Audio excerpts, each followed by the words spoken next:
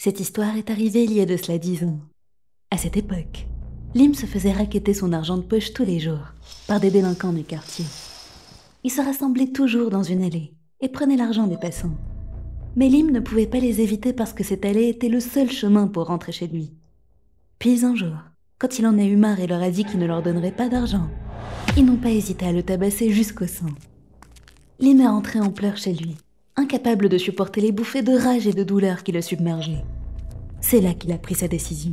Il allait se venger. Tout ceci a commencé à cause d'un flyer qu'il avait trouvé dans la rue. Il y avait écrit dessus « Nous nous vengeons pour vous avec de la magie noire ».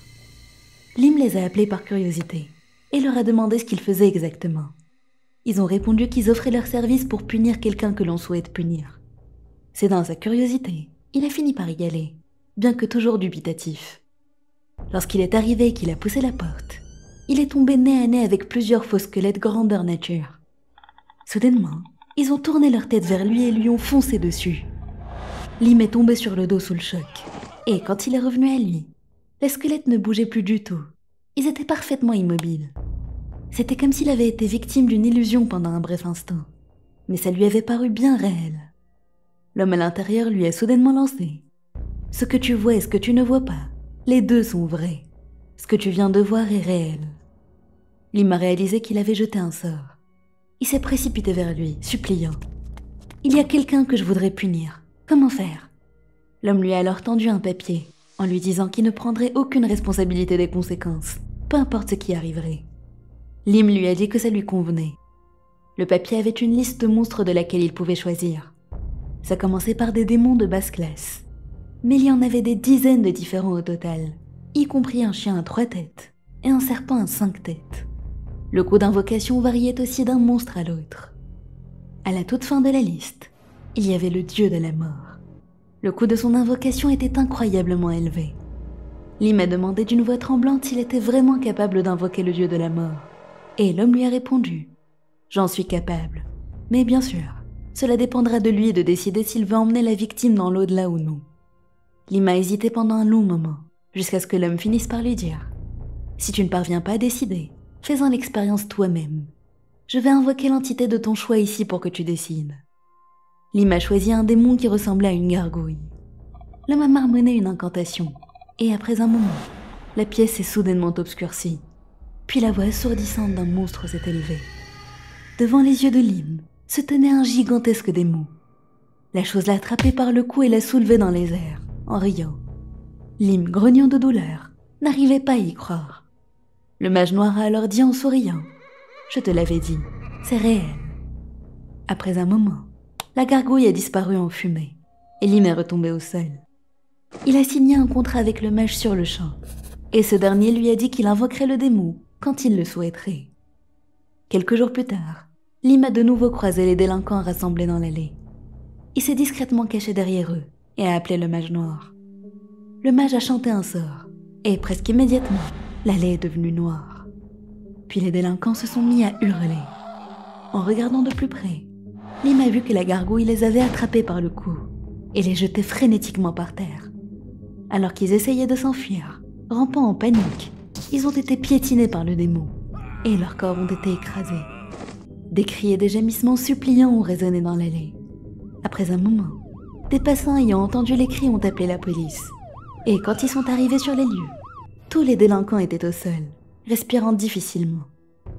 La police a supposé qu'ils s'étaient battus entre eux, même s'ils leur répétaient qu'ils avaient été attaqués par un monstre. Personne ne les a crus.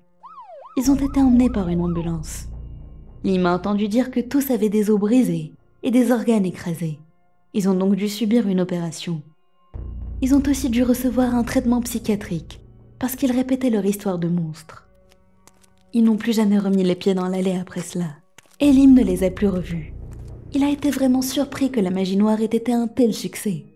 Il était ravi du résultat. Mais le plus excitant pour lui était que personne ne savait qu'il était derrière tout ça.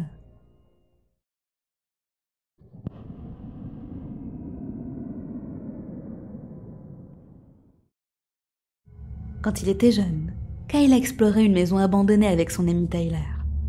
Ils étaient tellement excités à l'idée de pouvoir enfin faire de l'urbex qu'ils ont fracassé la porte d'entrée pour y accéder. Mais dès qu'ils ont mis un pied à l'intérieur, Kyle a senti une odeur étrange qu'il n'avait jamais sentie de sa vie. D'où venait cette odeur au juste? Tyler a décidé d'explorer le rez-de-chaussée, et Kyle est monté au premier. Le premier étage sentait encore plus mauvais. Il a regardé autour de lui, et a fini par entendre une faible voix qui disait « Par ici !» Inquiet, il s'est avancé prudemment vers la pièce d'où la voix semblait venir. « Je suis là !» Il n'y avait plus de doute, la voix venait bien de là. Kyle a demandé si quelqu'un était là-dedans, mais il n'y a eu aucune réponse. Quand il s'est approché et a regardé à travers l'entrebâillement de la porte, il a vu le corps pourrissant à l'intérieur. Il a hurlé, mais il est quand même entré. Il n'y avait personne d'autre.